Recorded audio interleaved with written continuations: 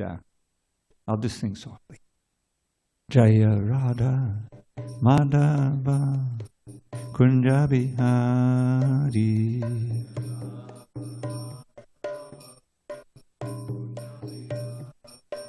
Jaya Radha Madhava Kunja Bihari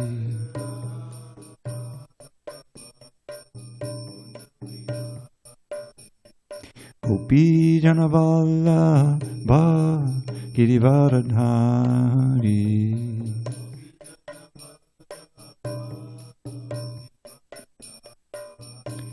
Gopi Janavala Bha Girivaradhari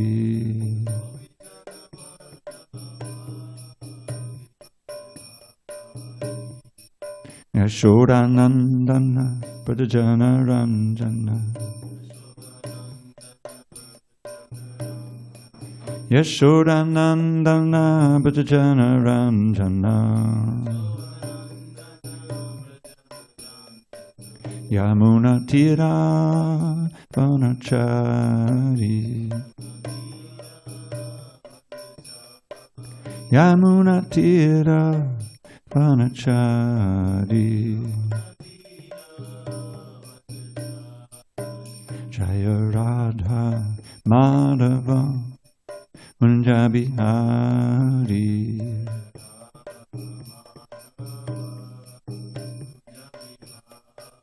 Jaya Radha Madhava Kunja Bihari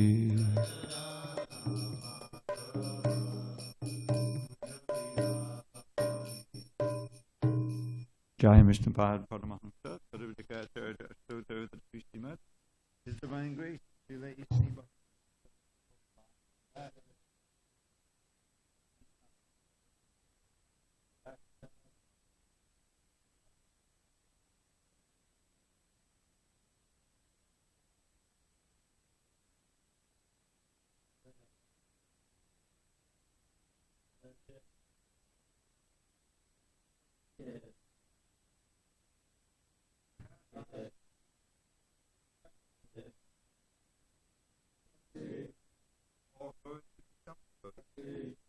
all glories to the assembled devotees. All glories to the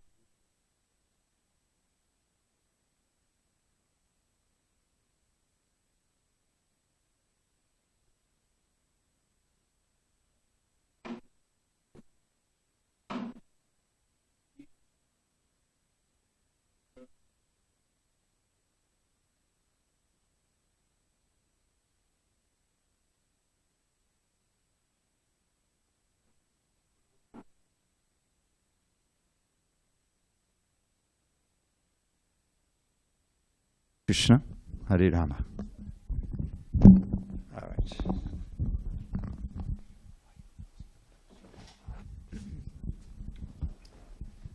Sorry for the delay.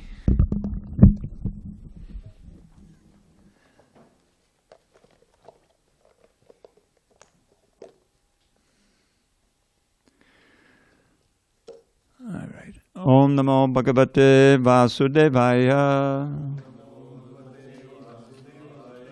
Om Namo Bhagavate Vasudevaya. Om Namo Bhagavate Vasudevaya. Okay, can't give you the page number because I have a different book, but it's text 74 of chapter 18. You see at the top, you'll have page numbers. Just get this going. Chapter 18, we're almost done. Going to start again next week. Chapter 18, text 74. Okay. Sorry about this. No page. Well, give her a page number. I can't give it. No, I alone have a different one. Okay. Okay.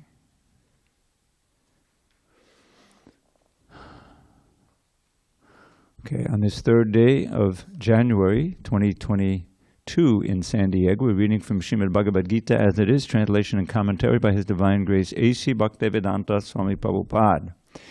We are in chapter 18, the perfection of renunciation. Text number 74 on 712, was it? 712 on almost all the books, okay.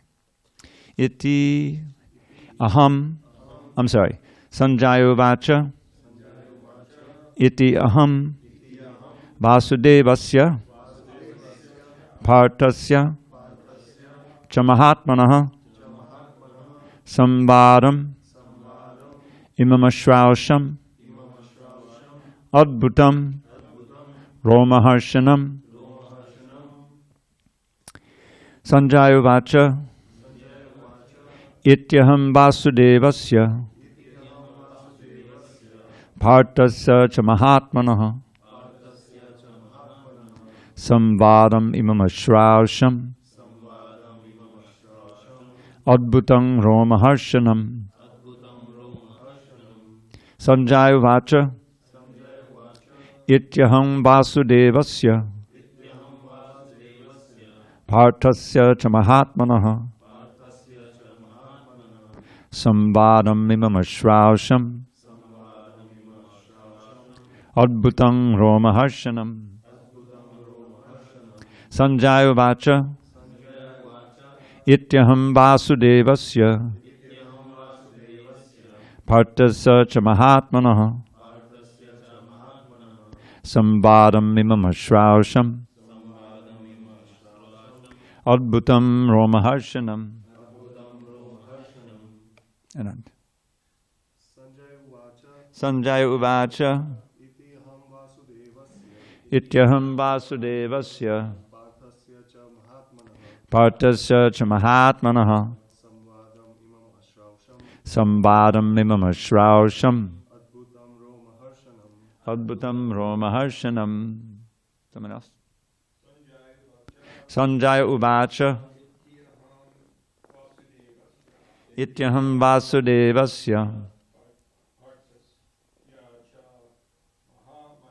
Partasya Chamahatmanaha,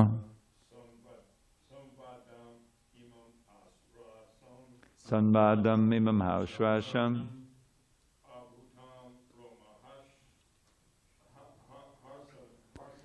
Adbhutam Romaharshanaham. Sanjaya Vacha, Ityaham Vasudevasya, Partasya Chamahatmanaha, Samvadam Imamashravasham, Adbhutam Romaharshanam. One more. Sanjaya Vacha, Ityaham Vasudevasya, Partasya Chamahatmanaha, Samvadam Imamashravasham, Adbhutam Romaharshanam. Page 712. 712. Anyone in Zoom land? Sanjaya Uvacha, Sanjaya Vacha, Ityaham Vasudevasya, Ityaham Vasudevasya, Partasya cha Mahatmanaha, Partasya Chamahatmanaha, Samvadam imam Ashravasham, Samvadam Imamashravasham, Adbhutam Roma Harshanam. Adbhutam Romaharshanam. Anyone else? Okay. Sanjaya Vacha. Sorry. Sanjaya Vacha, Ityaham Vasudevasya. Ityaham Vasudevasya, Partusa Che Mahatma. Partasya Chamahatmanaha, Samvedam Imaman Masrausham. Samvadam Imamashravasham, Abhatam Romaharshamamam. Adbhutam Romaharshanam. Sanjaya Vacha, Sanjaya Uvacha, Ityaham Vasudevasya, Ityaham Vasudevasya, Partasya cha Mahatmanaha, Partasya Chamahatmanaha, Samvadamimam Ashrausham Samvadamimam Hashrausham Adbhutam Romaharshanam. Adbhutam Romaharshanam. Sanjaya Vacha, Sanjay said, Iti thus aham I Vasudevasya of Krishna, Parthasya and Arjun, cha also Maha Atmanaha of the great soul, Samvadam, discussion, Imam, this Ashrausham, have heard, Adbhutam, wonderful, Romaharshanam, making the hair stand on end. Translation. Sanjay said, thus have I heard the conversation of two great souls, Krishna and Arjuna, and so wonderful is that message that my hair is standing on end. Purport. In the beginning of the Bhagavad Gita, Dhritarashtra inquired from his secretary Sanjay, what happened on the battlefield of Kurukshetra? The entire study was related to the heart of Sanjay by the grace of his spiritual master Vyas. He thus explained the theme of the battlefield. The conversation was wonderful because such an important conversation between two great souls had never taken place before and will not take place again. It was wonderful because the Supreme Personality of Godhead was speaking about himself and his energies to the living entity, Arjuna, a great devotee of the Lord. If we follow in the footsteps of Arjuna to understand Krishna, then our life will be happy and successful. Sanjay realized this, and as he began to understand it, he related the conversation to Dhritarashtra. Now it is concluded, and wherever there is Krishna and Arjuna, there is victory. Om Jnana Timarandasya Jnanandana Shalakaya Chakshu Unmidatam Mena Tasmai Shri Gurave Namaha. I was born in the darkest of ignorance, but my spiritual master Srila Prabhupada opened my eyes with the torchlight of knowledge. I offer my humble obeisance unto him and all members of Sri Parampara. So, as we come near the end of this wonderful book, Sanjay is relating his ecstasy at recalling it and appreciating it. Two great souls, of course, the Supreme Soul, Krishna, and his wonderful devotee, Arjuna. And Arjuna took the role, really, of, he's representing us. Arjuna was in a great dilemma. He was torn, as some of us often are, between our head and our heart. His heart was breaking because he was charged with having to kill those who he loved.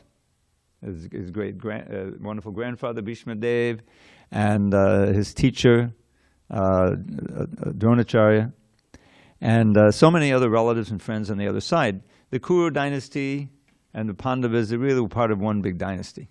They were very closely related.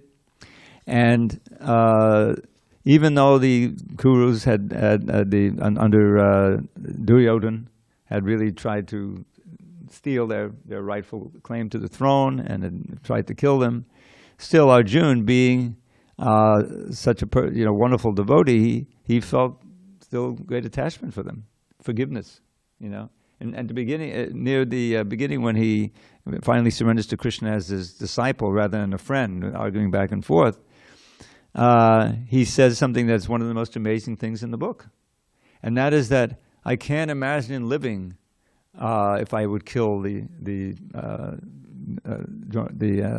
Duryodhana and his brothers, who had tried so many times to kill them and cheat them out of the kingdom, exiled to the forest, the house of black, set it afire, the poison cake, and the battle itself, which is to come.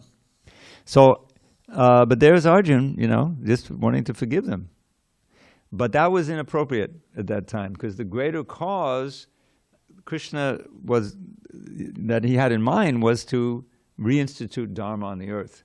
The earth had become burdened by too many demonic forces. We know from reading the 10th canto, it was Jarasandha and with his millions of soldiers that tried to annihilate Mathura, with Krishna in it, and Kamsa, of course, and so many others. And so Krishna says in the 4th chapter, famously, Yada yada hi dharmasya glana bhavati bharata abhyutanam adharmasya tadatmanam sujamyaham. When there's a break in religion, Dharma has become obscured by adharma, and there's an upsurge of irreligious souls, and I come at that time in order to protect the devotees, to annihilate the miscreants, to reestablish Dharma in this world. So why is Krishna concerned? Because we're his children. He says what is it? Sarva yonisha konte amurti eksambhavan tasam brahma yone brahma aham bija padakpita. I am the father of all living entities, including all human beings. So here we are in the material world, suffering birth, old age, disease, and death, and the threefold miseries, and completely having forgotten our relationship with Krishna. And so, but he never forgets us. He stays with us as the super soul. He comes periodically to try to save us. He speaks his wonderful book here. And not just the Bhagavad Gita, there's also the Uddhava Gita, part of the Bhagavatam, many of the same themes. And so Krishna has an eternal stake in trying to reform the fallen souls and conditioned souls. So Arjuna is an important part of that now, because the battle has been joined, and Arjuna is the main fighter on one side, and if he quits the battlefield, then the battle's over, basically. So he finally surrenders to Krishna. He says, Karpanya dosho pahata swabhava, pritchamitvam dharma samuda cheta. Dharma samuda cheta. I'm bewildered about my own dharma. And I've lost my Kshatriya spirit and my Kshatriya nature because of this miserly weakness. He's recognizing, his faults there. He's dropped his bow, he's crying. And so he said, now I'm asking you to please tell me for sure what is Shreya, what is my own good, and how I can participate in reinstituting Dharma. Now I'm a soul surrendered to you, please instruct me. So this is the mood that we should have also, because the real problem we have in this world is ignorance. We're completely unaware of who we are, what our role is, how to achieve peace and happiness. Why are we faced with the inevitable old age, disease, and death, and rebirth? We don't even know about rebirth. And so in that ignorance, we inevitably suffer. And in lower species, they don't know anything about that. They're just living from moment to moment, absorbed in trying to stay safe and trying to eat and trying to procreate and, eating, sleeping, mating, defending. But the human life is a rare gift. Krishna says in the Srimad Bhagavatam, he's describing to Uddhava in that Uddhava Gita, he compares the human life, the human form, to a boat. Nirdeham adyam sulabham sudurlabham plavam sukalpam gurukardadhanam mayanukulyena nabasutedam puman bhavabdim natadetsa atmaha. Do you have any more books? It's amazing. We haven't got one person here who lives in the temple. Except Daniel. He came in. Huh? We have more books? Okay, can we make sure everyone has a book? This gentleman just came in. You're it. Okay. I'm sorry? Yeah, right. All right, we got plenty of seats now. I don't know how many books. Oh, we got books. We just don't know if we have any more stands, so that's the only question. Anyway, just hold it in your lap. Put the books on the mats. Yeah, that's not so good either. Put it where you sit. Put it on your lap. Keep it on your lap. All right, we're on page 719. Okay, so we are also in the same position as Arjuna. Arjuna takes that position. He's covered by Krishna. We understand that. So that Gita can be spoken. But we should recognize our dilemma that we don't really know how to achieve best good for ourselves. And therefore we sell out. We kind of just look for immediate good. The old Shreyas and Preyas dichotomy. Shreyas is our ultimate good. Preyas is immediate pleasure, even if it's like a 20-year plan for starting a business and making $1 million. That's still Preyas, because it only involves this material body, this particular lifetime. We should be concerned about our eternal welfare. That's the injunction. Hatato Brahma Jigyasa. First sutra of the Vedanta Sutra. Now, having achieved human form of life, you should inquire into Brahman. So Krishna is saying the same thing in a wonderful poetic way. He said, Nirdehamadyam sulabham sudurlabham plavam sukalpam gurukarnadaram. He says the human form of life is like a boat to cross over the dangerous, frightening ocean of birth and death. And he has a play on words, sulabham, sudurlabham. These are opposites. Sulabham means easily achieved. Durlabham means very difficult to achieve. How does that work? So it's explained by the Acharya. Sulabham means you automatically get it. Every soul eventually comes to human form of life. There is evolution, not of the body. The bodies are like apartments, they're already there. But the soul evolves in its consciousness. You become more and more awake until finally you come to the human form of life. And that human life is a juncture. This is a chance for the soul to complete evolution and get back home, back to Godhead. We're exiles. We were there one time. We've lost our footing in the spiritual world. So Krishna is giving us this verse as an inspiration. So you have the human form of life.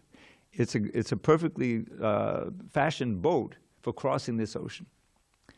And it's but you automatically get it, but it's sudurlabham, but it's rare. How many human beings are there on Earth? 7.5 billion at most. How many mosquitoes are there? Michael, give us an estimate. No, it's about maybe 100 trillion, a little more. The point is, we're greatly in the minority. and then, not only that, there's that in the Lord Chaitanya's instructions to Rupa Goswami, he gives like different sets. You know, there's many people who aren't even civilized. Then there's those who are civilized, but in the sense of having agriculture, you know, and organized. But they really don't know anything about Vedic culture, and more sets. In other words, to be a human being is rare enough, but to be a civilized human being who is inquisitive about these ultimate questions of life is rare indeed. So, if you're in that one of those groups that are at least inquisitive, then you should recognize the rarity and the chance and the urgency of not wasting any time in this human life. So we're in this boat. Now a boat needs a captain. Who is the captain? Guru Karnadaram. The captain is the spiritual master. Someone who is a transparent medium to Krishna. They used to have in the 90s, where this whole thing of channeling? There used to be people on channeling, right? They still do it? It's still going on? I think it started back there. There was you heard about, there's this lady in Seattle who's channeling some great sage from back, you know, making a lot of money, you know, disciples, you know. So that's it. But that channeling is really a proper understanding. Meaning without distortion, represented, that's what the great acharyas do. That's what Prabhupada did. They represent Krishna on earth. And they present the science of Bhagavad Gita and Bhagavatam, the science of bhakti, in a way that can be understood by the current people that they're preaching to. The first thing is the language.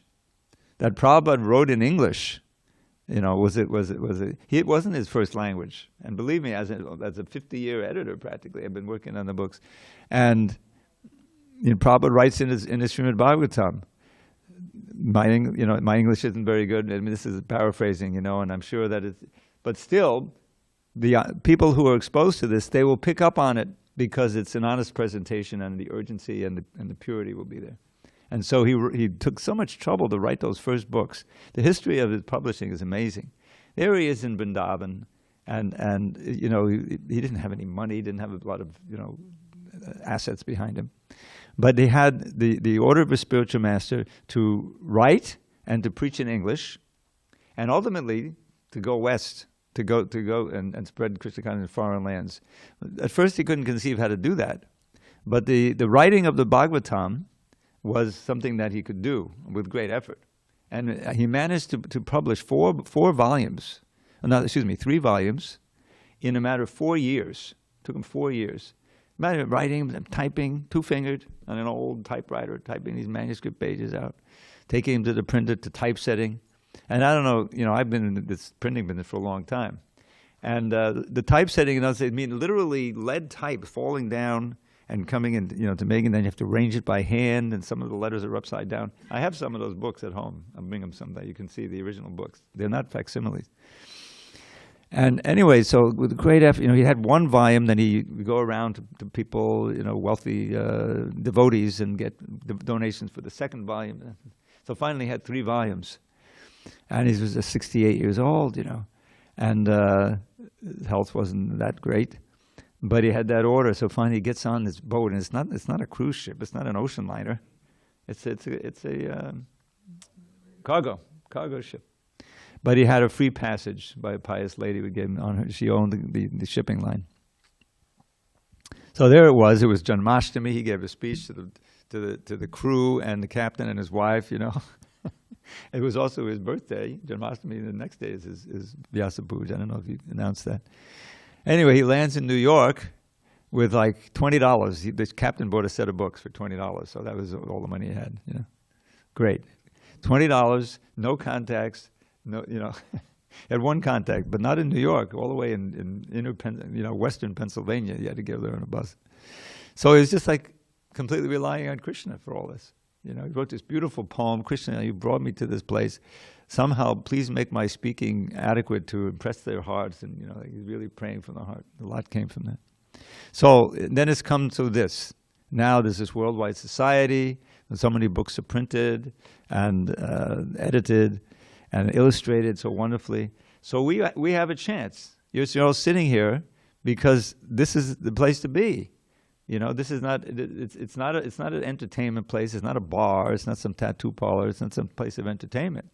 It's a place where you can learn some of the answers to the ultimate questions in life. So the idea, I'm emphasizing it, is that the whole thing is something we can relate to. Arjuna is confused. We also need knowledge, and we're being given it by Krishna and by his wonderful representative, Srila Prabhupada. So now Sanjay, he's also expressing his wonderment and his appreciation for this wonderful conversation. His hair is standing on end, and it happened 5,000 years ago, but clearly it's transcendental knowledge because it's as pertinent today as it was then. If you really get into it, when do you not, have to understand how to act in such a way that you won't get reincarnated in a subhuman body? When is it not pertinent to understand how you can live in a world that's unpredictable, in any age, especially in this age, in a peaceful, confident consciousness, and that you're going to be uplifted at the time of death. You may even go back to Godhead. You may solve all the problems of life. What are the problems? The sufferings, the temporariness of all of it, the ephemerality of all our relationships. We place so much emphasis on the family and the money. Okay, this gives us some solace, but it's all temporary. It's misplaced. We have to spend, we have to have our priorities correct. Not that you renounce your family, but that you realize it has a certain function to perform, and that the ideal in the family is to help each other be Krishna conscious and to raise Krishna conscious children. Give those who you have an influence over a chance to advance toward the ultimate goal of life. So this is what this Bhagavad Gita is, and we're going to have a few verses now of Sanjay's appreciation. And it's meant to inspire us to study. This book doesn't end. And we've been through, 6-8 times already since I've been here, since 1989. I think I started these classes in early 90s. And we're going to go start over again and read the wonderful introduction, which is in itself a wonderful offering Srila Prabhupada gave. So any discussion on this first verse? That we read? Hare Krishna. Okay, we got a local question here. Then you can get you. Yes, I can wait, no problem. Go ahead, Prabhu. Yeah, just until it goes on. Sorry, I forgot. Who Sanjay was? Sanjay is a servant, attendant of Dhritarashtra, and they're off the battlefield. And it seems to be that, I don't know if it was even simultaneous that they was in, but he was recounting the whole conversation at a distance. He had this power from Vyasadeva's guru. So it was just Sanjay other than Arjun who could hear what Krishna is saying, or? Whether everyone on the battlefield could hear? I mean, like not a pin could drop? I mean, it could be heard. I don't know if that's ever said explicitly. It's hard to imagine, since there are millions of soldiers on there, that they could all hear every word. But Krishna is, all powerful. Maybe everyone can hear it. But I'm not sure, Prabhu. But Sanjay definitely heard and related it, and he, appreciated it wonderfully. Thank you. Sure. Bhakta Bab has a question, then Vijay Krishna. Hare Krishna. Hare Bol. In the purport, I'm seeing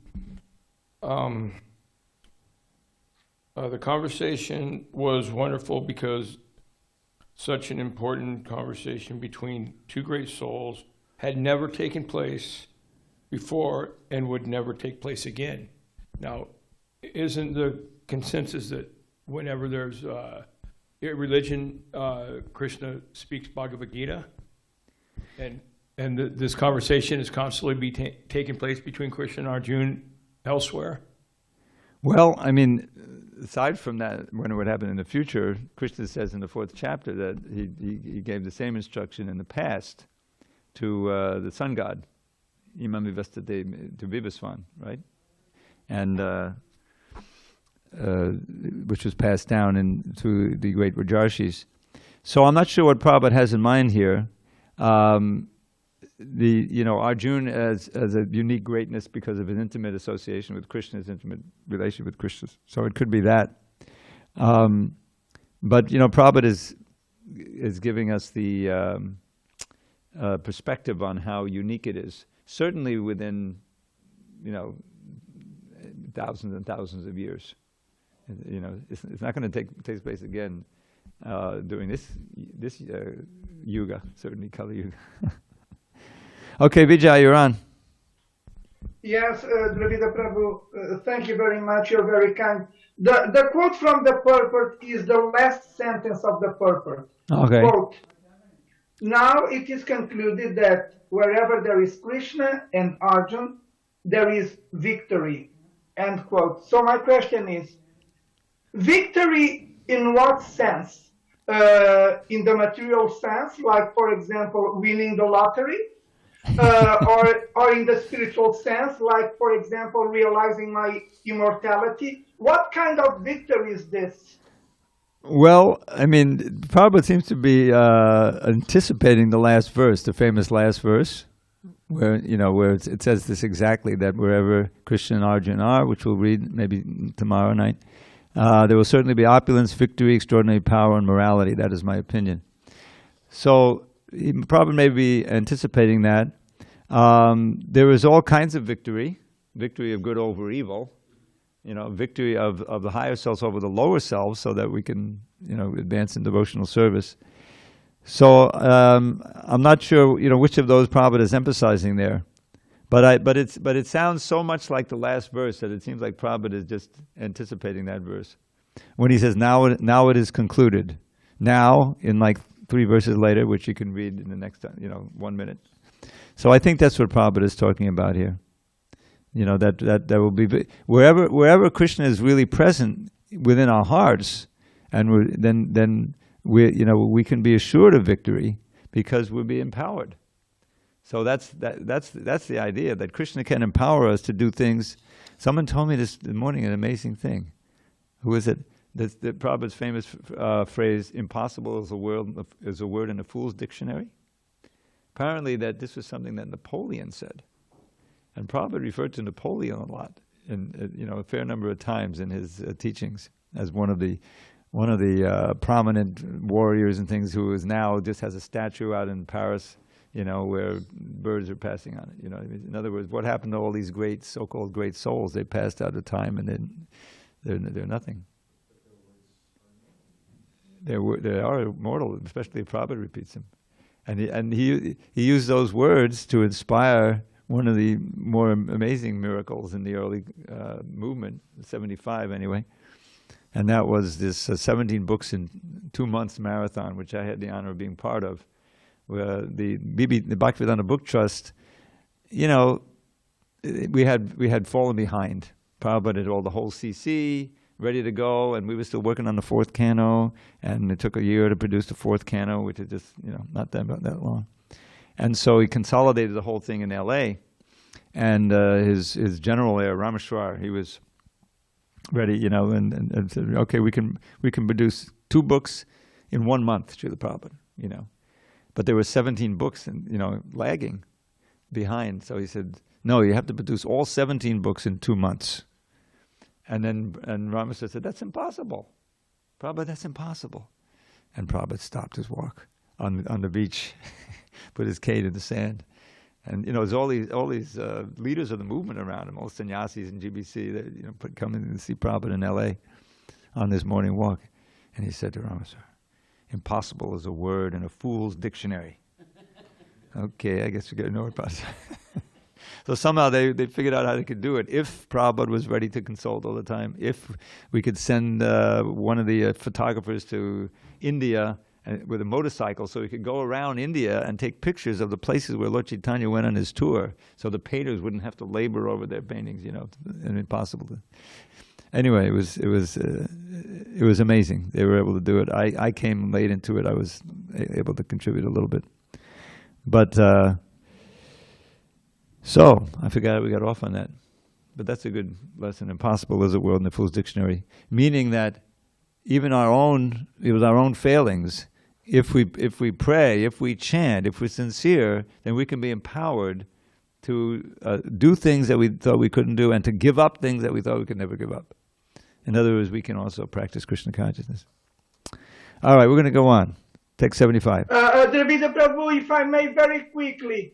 Because in this quote I find that victory can be achieved because Arjuna and Krishna are present, and because Arjuna became a student of Bhagavad Gita, is it that victory may refer to me becoming a victorious presenter of the philosophy of Bhagavad Gita if I study it? Yeah, I mean, whatever part of the struggle is, the struggle to become Krishna conscious, the struggle to spread Krishna consciousness, and both require enthusiasm, patience, determination, and the blessings of Krishna. So yeah, that's part of the victory. The victory is internal.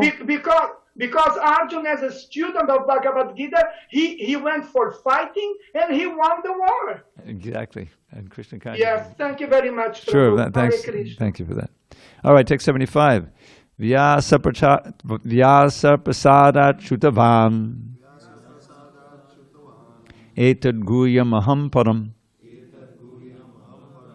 yogam yogeshwarat krishnat sakshat katayatak swayam. By the mercy of Vyas, I have heard these most confidential talks directly from the master of all mysticism, Krishna, who was speaking personally to Arjuna. Purport. Vyas was the spiritual master of Sanjay, and Sanjay admits that it was by Vyasa's mercy that he could understand the Supreme Personality of Godhead. This means that one has to understand Krishna not directly, but through the medium of the spiritual master. The spiritual master is the transparent medium, although it is true that the experience is still direct. This is the mystery of disciplic succession. When the spiritual master is bona fide, then one can hear the Bhagavad Gita directly as Arjuna heard it. There are many mystics and yogis all over the world, but Krishna is the master of all yoga systems. Krishna's instruction is explicitly stated in the Bhagavad Gita. Surrender unto Krishna. One who does so is the topmost yogi. This is confirmed in the last verse of the 6th chapter, Yoginam api sarvesham. Narada is the direct disciple of Krishna and the spiritual master of Vyas. Therefore, Vyas is as bona fide as Arjuna, because he comes in the disciplic succession, and Sanjay is the direct disciple of Vyasa. Therefore, by the grace of Vyas, Sanjay's senses were purified, and he could see and hear Krishna directly. One who directly hears Krishna can understand this confidential knowledge. If one does not come to the disciplic succession, he cannot hear Krishna. Therefore, his knowledge is always imperfect, at least as far as understanding the Bhagavad Gita is concerned. In the Bhagavad Gita, all the yoga systems, Karma Yoga, Jnana Yoga, and Bhakti Yoga, are explained. Krishna is the master of all such mysticism. It is to be understood, however, that as Arjuna was fortunate enough to understand Krishna directly, so by the grace of Vyas, Sanjay was also able to hear Krishna directly. Actually, there is no difference between hearing directly from Krishna and hearing directly from Krishna via a bona fide spiritual master like Vyasa. The spiritual master is the representative of Vyasadeva also. Therefore, according to the Vedic system, on the birthday of the spiritual master, the disciples conduct the ceremony called Vyasa Puja. So this this idea of hearing directly from Krishna maybe sometimes we think, Prabhupada would say, oh, if only I could have been there on the battlefield with Arjuna, I could have heard, there would have been such an experience. But in these transcendental matters, hearing the words through the medium of the spiritual master, just like we're not hearing, most of us at least cannot understand the Sanskrit, which is what Krishna spoke. But the English is just as good.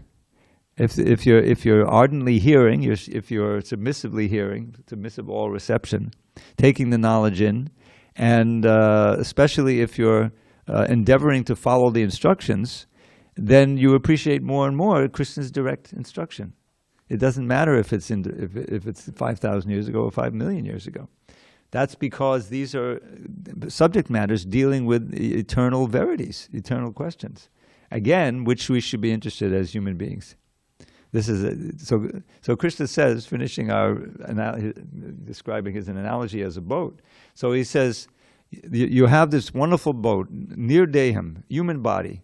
Adhyam means with great facilities.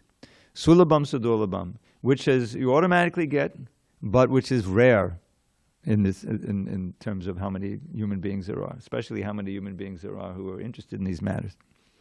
Plavam sukalpam is a very nicely constructed boat. And Guru Karandaram, you have a spiritual, if you find a bona fide spiritual master, my genuine representative, he's the guru, or he's the captain, of the boat. But what about the favorable winds? I supply them, Krishna says. Maya nukulyena nabasviteratam. By my speaking, through all of the genuine Vedic literatures dealing with bhakti, Bhagavad Gita, Srimad Bhagavatam, he speaks directly. So you have the good boat, you have the competent captain, and you have the favorable winds. So Guru Karanadaram, Plavam Sukalpam Guru Mayanukurein Basviterim Puman Bhavabdabdim Natadetsa Atmaha. Sorry, Puman Bhavabdim Natadetsa Atmaha. So with all of these facilities, if one does not cross over this ocean, and waste his great gift and opportunity, then it's like committing spiritual suicide. Of course, the soul never dies, but to give up this chance and postpone for who knows how many millions of births is such a great waste. So we should feel that urgency, how the human life is a rare gift. Use the time correctly. And how to do that is described by Lord Chaitanya, by Krishna, Lord Chaitanya, and his wonderful students, Rupa Goswami, Sanatana Goswami. A very practical how-to practice bhakti yoga in the most efficacious way, centered on the chanting of the holy name of Krishna, Hare Krishna mantra.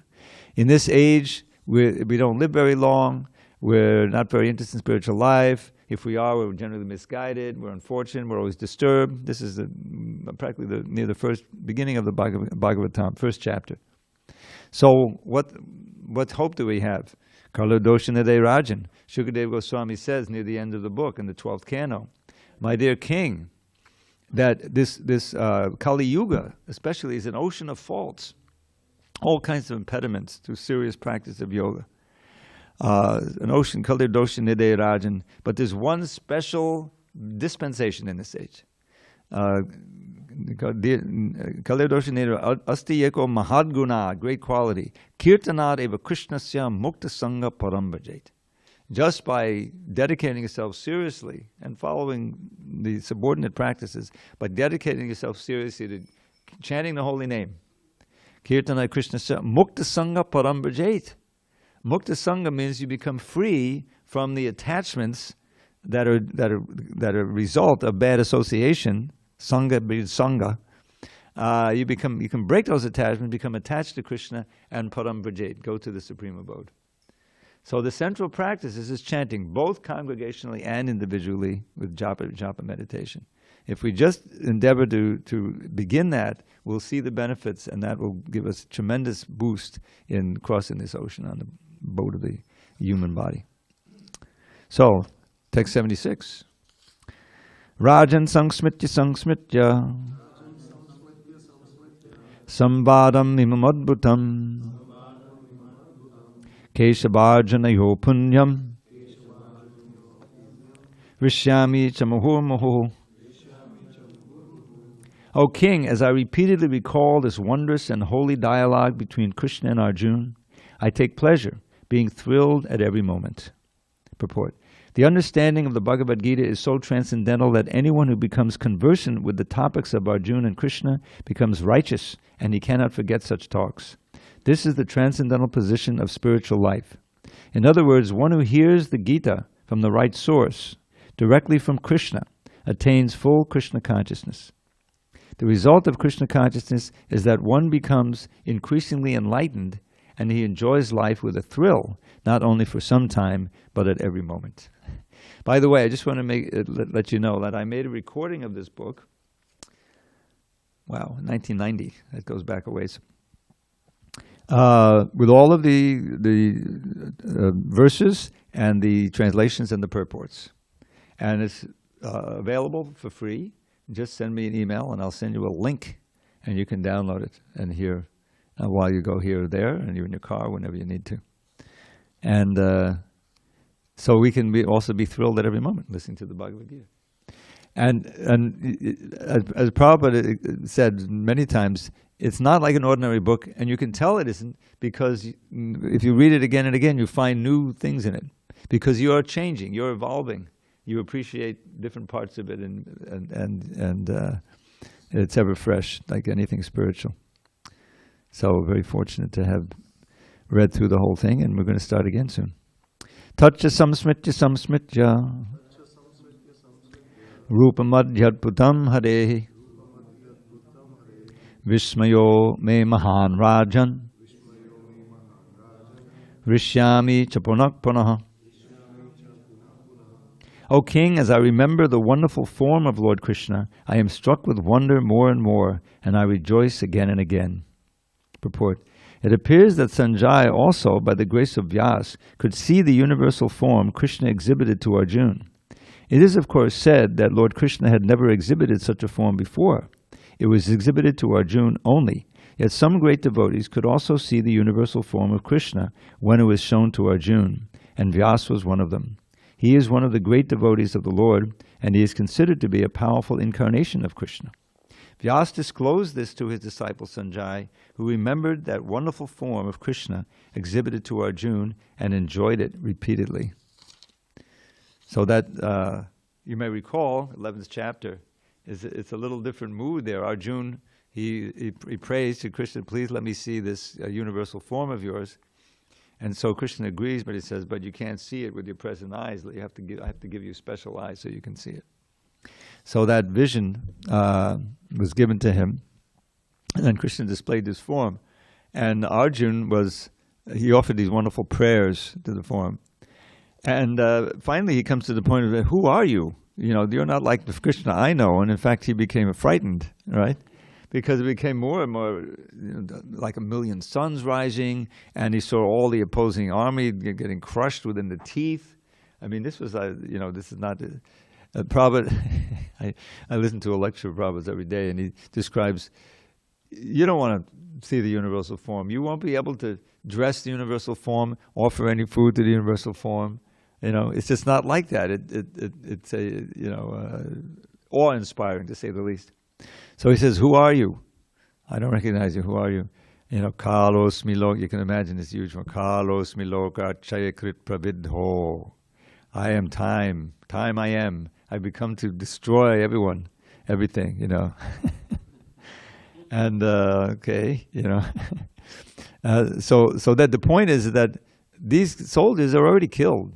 You know, you can simply be my agent. If you're my agent, that's your success. This famous phrase, nimitta matram bhava savyasachan. Oh, Arjuna, oh expert archer, nimitta matram savyasachan. You just become my agent, that will be your perfection. You can't save their lives anyway. It's by desire that they're going to be killed, and they're going to be killed. And he'd already seen that in the universe. So, and you know, some people, this is the high point of the drama, if you will, of the Bhagavad Gita in one sense. But it's not, you know, there's a central instruction at the end there of the 11th chapter. he doesn't say bhaktyamam abhijanati, but he says the equivalent thing. Only by bhakti can I be understood as I am now, standing before you in my original form. Because Arjuna says, can you please show me the original form again? And then he gives it up and he says, okay, happily do I show you this form. So the ultimate end, we should never forget the end of the whole process, which is love for Krishna. That encompasses everything. That takes care of liberation. That takes care of your prosperity, your satisfaction, your peace, everything. That is the fount of complete satisfaction for the soul. And Arjuna, he showed his love for Krishna and the surrender at the end there by negating all of his other relationships and doing what Krishna wanted, even though it was so painful for him. When you see undergoing a great sacrifice to serve Krishna, to fulfill his desires, is a sign of great love and sacrifice. Prabhupada showed that, the great devotees all show that. He even exalted Jesus Christ for being willing to, for the sake of preaching, giving people God consciousness. He faced crucifixion. So Arjuna was willing to go completely against his natural heart and kill those he loved because he saw the higher good in serving Krishna. So that's one thing. And then we have this final verse, which you can read now. It's text 78. Yatra yogeshwara Krishna yatra pata dhanurdaraha tatra shri vijayo bhutir dhruva niti matir mama. Wherever there is Krishna, the master of all mystics, and wherever there is Arjuna, the supreme archer, there will also certainly be opulence, victory, extraordinary power, and morality. That is my opinion. Purport. The Bhagavad Gita began with an inquiry of Dhritarashtra's. He was hopeful of the victory of his sons, assisted by great warriors like Bhishma, Drona, and Karna. He was hopeful that the victory would be on his side. But after describing the scene on the battlefield, Sanjay told the king, "You are thinking of victory, but my opinion is that where Krishna and Arjuna are present, there will be all good fortune." He directly confirmed that Dhritarashtra could not expect victory for his side. Victory was certain for the side of Arjuna because Krishna was there. Krishna's acceptance of the post of the charioteer for Arjuna was an exhibition of another opulence. Krishna is full of all opulences, and renunciation is one of them. There are many instances of such renunciation, for Krishna is also the master of renunciation. The fight was actually between Duryodhana and Yudhishthira. Arjuna was fighting on behalf of his elder brother Yudhishthira. Because Krishna and Arjuna were on the side of Yudhishthira, Yudhishthira's victory was certain. The battle was to decide who would rule the world, and Sanjay predicted that the power would be transferred to Yudhishthira. It is also predicted here that Yudhishthira, after gaining victory in this battle, would flourish more and more because not only was he righteous and pious, but he was also a strict moralist. He never spoke a lie during his life. There are many less intelligent persons who take the Bhagavad Gita to be a discussion of topics between two friends on a battlefield. But such a book cannot be scripture. Some may protest that Krishna incited Arjuna to fight, which is immoral. But the reality of the situation is clearly stated. The Bhagavad Gita is the supreme instruction in morality. The supreme instruction of morality is stated in the 9th chapter, in the 34th verse. Manmana bhava madbhakta. One must become a devotee of Krishna, and the essence of all religion is to surrender unto Krishna. Sarva dharman parityajya mamekang sharanam vraja. The instructions of the Bhagavad Gita constitute the supreme process of religion and of morality. All other processes may be purifying and may lead to this process, but the last instruction of the Gita is the last word in all morality and religion. Surrender unto Krishna. This is the verdict of the 18th chapter. From the Bhagavad Gita, we can understand that to realize oneself by philosophical speculation and by meditation is one process, but to fully surrender unto Krishna is the highest perfection. This is the essence of the teachings of the Bhagavad Gita.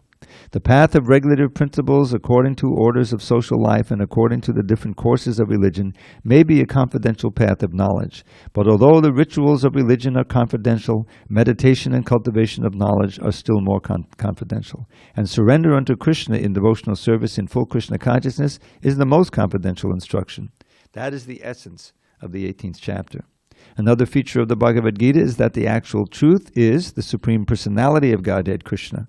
The Absolute Truth is realized in three features: impersonal Brahman, localized Paramatma, and ultimately the Supreme Personality of Godhead, Krishna. Perfect knowledge is of the Absolute Truth means perfect knowledge of Krishna.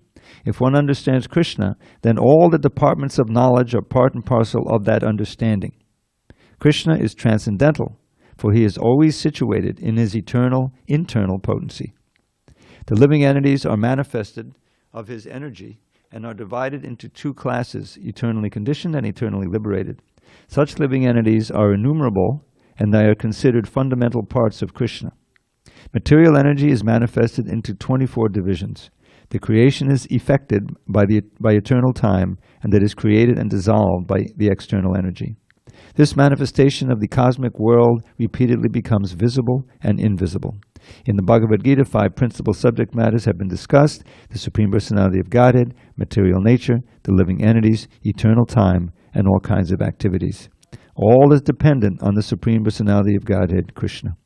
All conceptions of the Absolute Truth, impersonal Brahman, localized Paramatma, and any other transcendental conception exist within the category of understanding the Supreme Personality of Godhead. Although superficially the Supreme Personality of Godhead, the living entity, material nature, and time appear to be different, nothing is different from the Supreme. But the Supreme is always different from everything. Lord Chaitanya's philosophy is that of inconceivable oneness and difference. This system of philosophy constitutes perfect knowledge of the Absolute Truth. The living entity in his original position is pure spirit. He is just like an atomic particle of the Supreme Spirit. Thus, Lord Krishna may be compared to the sun and the living entities to sunshine. Because the living entities are the marginal energy of Krishna, they have a tendency to be in contact either with the material energy or with the spiritual energy. In other words, the living entity is situated between the two energies of the Lord, and because he belongs to the superior energy of the Lord, he has a particle of independence. By proper use of that independence, he comes under the direct order of Krishna. Thus he attains his normal condition in the pleasure-giving potency. Thus end the Bhaktivedanta purports to the 18th chapter of the Srimad Bhagavad Gita in the matter of its conclusion, the perfection of renunciation. And I'm afraid that has to be the conclusion of our class, because the curtains will open any second now. Thank you very much. All glories to Srila Prabhupada. We'll begin again tomorrow. All glories to Srila Prabhupada. Hey, please. Srila Prabhupada ki jai. Third day of January. And thank you for coming, and also you, Prabhu, for representing the residents of Govardhan. All these people. Yeah.